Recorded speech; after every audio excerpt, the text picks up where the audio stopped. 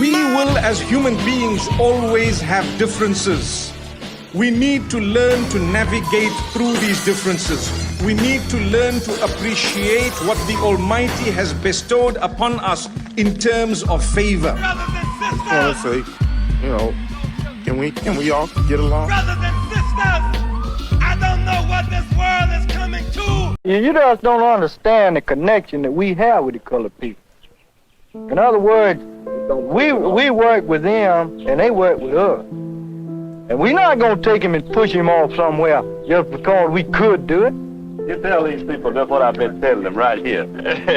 Had we been your friends for years? Yes, sir. Sure. Had we worked more than anybody in this country? Yes, sir. Sure have. Right. You got hungry and we give you something to eat, don't we? Yes, sir.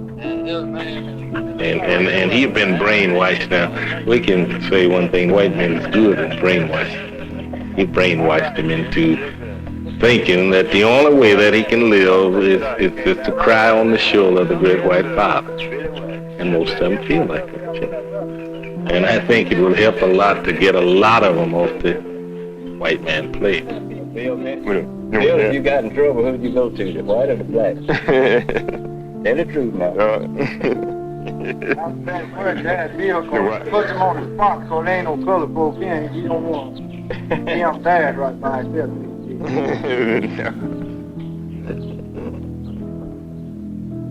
But is there anybody here that wouldn't hit the village? No. The one we got along fine with the niggas, we never mistreated them, and there's no complaints, and they are all happy. These are the Johnsons, typical of the rural Negro living in the Selma area. Their daily lives have remained unchanged since the march. Like most Negroes, they don't own the land, they rent it. They have 7 children. All of them live in a 2-room shack which Mr. Johnson built himself.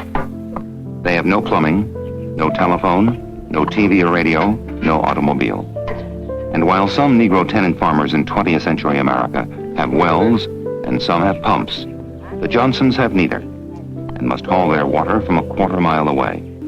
They must borrow to live and live in constant debt. They owe for food, fertilizer, and seed, and have $200 in doctor bills they're struggling to pay.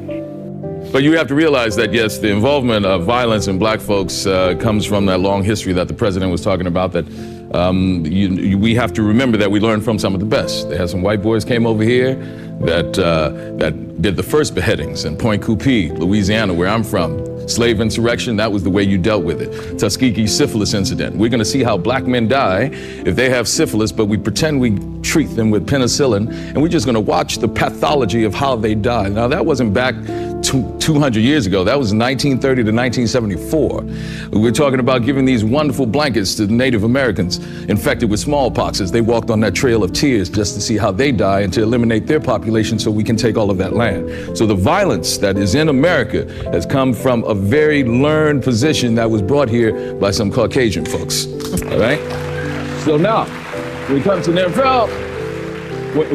the NFL, you have black men who are taking advantage of this opportunity to go there. So for every 1, 2, or 3 that may have been in the news because of violence, there are another 2,000 that deport themselves as gentlemen, as husbands, as fathers, and as great professionals. So we must remember them also. Okay.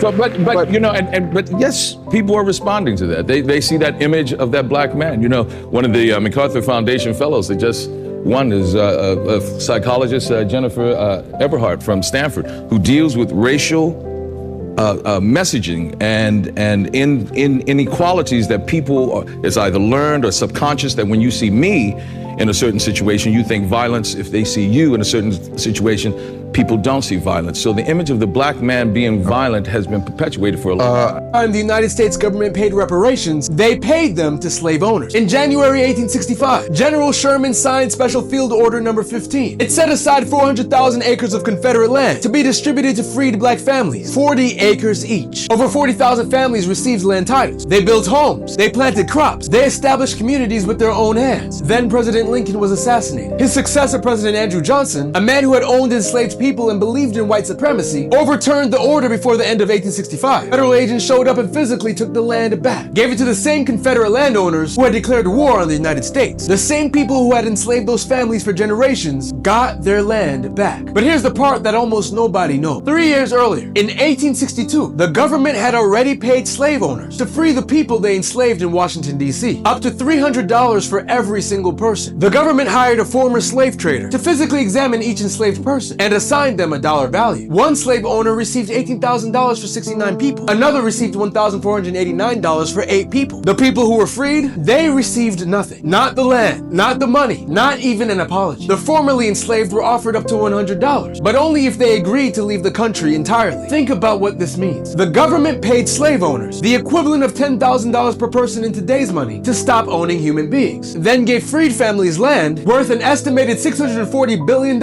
in today's dollars, then sent federal agents to take every single acre back. When it comes to Black America, the only reparations ever paid in this country went to the people who committed the crime. And the wealth that was stolen, the land, the labor, the generational security is still missing. You can still measure it today in the wealth gap. You can still measure it today in the shortened lives of Black Americans. But let me tell you something. They may have taken the land, they may have taken the wealth, but one thing they can never take, is our truth. Healing starts with knowing. Follow for more. One of the most common responses to reparations is, just get over it.